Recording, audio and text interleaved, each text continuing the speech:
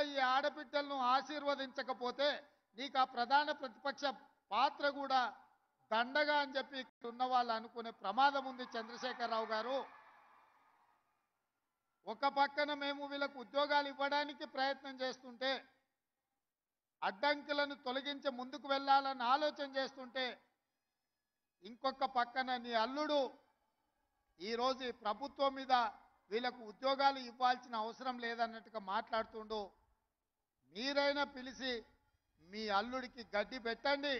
ఈరోజు ఈ పేదోళ్ళ బిడ్డలకు ఉద్యోగాలు ఇవ్వడం ద్వారా ఇన్ని వేలాది మంది వెనకాల వాళ్ళ కుటుంబ సభ్యులు, వాళ్ళ అన్నలు, వాళ్ళ అక్కలు, వాళ్ళ తల్లిదండ్రులు వచ్చి ఈ సంతోషంలో భాగస్వాములై మా బిడ్డలకు ఉద్యోగాలు వచ్చినాయని ఈ సంతోష కార్యక్రమంలో పాలు పంచుకుంటుంటే వాళ్ళని అభినందించాల్సింది పోయి వాళ్ళకు ఉద్యోగాలు ఇస్తున్నందుకు మా ప్రభుత్వం మీద శాపనార్థాలు పెడుతున్నారంటే మీ ఆలోచన ఎట్లున్నదో, మీ వంకర బుద్ధి ఎట్లున్నదో ఇక్కడికి వచ్చిన వాళ్ళకే కాదు, ఈ రాష్ట్రంలో ఉన్న లక్షలాది మంది నిరుద్యోగ యువకులు ఆలోచన చేసే సందర్భం. అందుకే ఈ తెలంగాణ సమాజంలో ఉన్న ప్రధానమైన నిరుద్యోగ సమస్యను పరిష్కరించడానికి మా ప్రభుత్వం ఏర్పడిన వెంబడే తెలంగాణ పబ్లిక్ సర్వీస్ కమిషన్ని ప్రక్షాళన చేసి అక్కడ నూతనంగా ఖాళీలు ఉన్న దాదాపుగా 2 లక్షల ఉద్యోగ నియామకాలు చేపట్టాలన్న ఆలోచనతోటి మా మంత్రివర్గ సహచరులతోని యూపీఎస్సి అక్కడికి వెళ్ళి ఆ చైర్మన్ను, అక్కడ విధి విధానాలను, అక్కడ నిర్వహణ విధానాన్ని పరిశీలించి ఈరోజు మా ప్రభుత్వం తెలంగాణ పబ్లిక్ సర్వీస్ కమిషన్ను పూర్తిగా ప్రక్షాళన చేసి నూతనంగా చైర్మన్ను, సభ్యులను నియమించుకోవడం జరిగింది. తొందరలోనే తెలంగాణ పబ్లిక్ సర్వీస్ కమిషన్ ద్వారా నియామకాలు,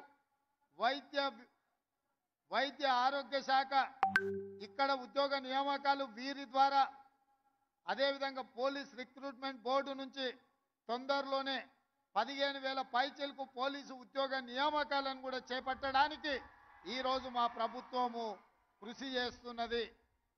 మా బాధ్యత, మాకు ఉద్యోగాలు వచ్చినాయని మేము సంతోషంగా మా కుటుంబ సభ్యులతో విలాసవంతమైన జీవితం గడపడం కాదు, రోజుకు 16 నుంచి 18 గంటల వరకు పనిచేస్తూ మా మంత్రివర్గ సభ్యులు ఏ విధంగా ఈ నిరుద్యోగ సమస్యను పరిష్కరించాలి, మీ జీవితాలలో మీ కళ్ళల్లో వెలుగులు చూడాలి, సంతోషాన్ని చూడాలి అని ఈ ప్రభుత్వము కృషి చేస్తున్నది.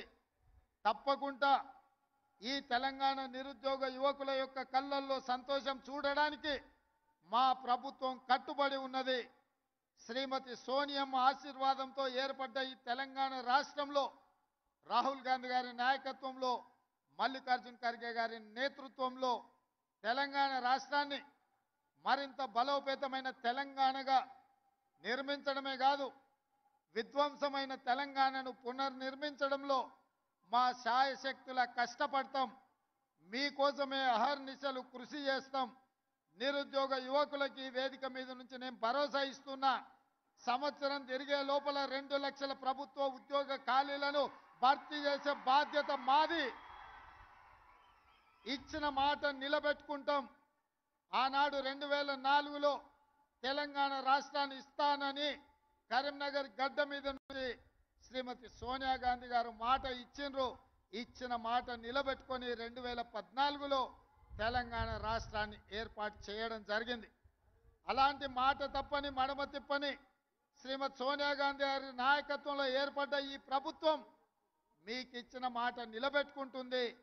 మీ నిరుద్యోగ యువకుల యొక్క ఆకాంక్షలను నెరవేర్చడానికి తప్పకుండా 2 లక్షల ప్రభుత్వ ఉద్యోగ ఖాళీలను భర్తీ చేస్తాం.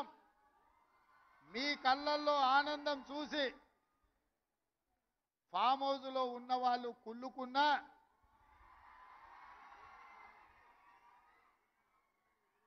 వాళ్ళ కడుపులో దుఃఖం పొంగి పొర్లినా, వాళ్ళ శాపనార్థాలు ఎన్ని పెట్టినా ఒక్క మాట చెప్పదలుచుకున్నా, పిల్లి శాపనార్థాలకు ఉట్టి తెగిపడదు హరీష్ రావు గారు. పొట్టోని పొడుగోడు కొడితే పొడుగోని పోచమ్మ కొట్టిందంట.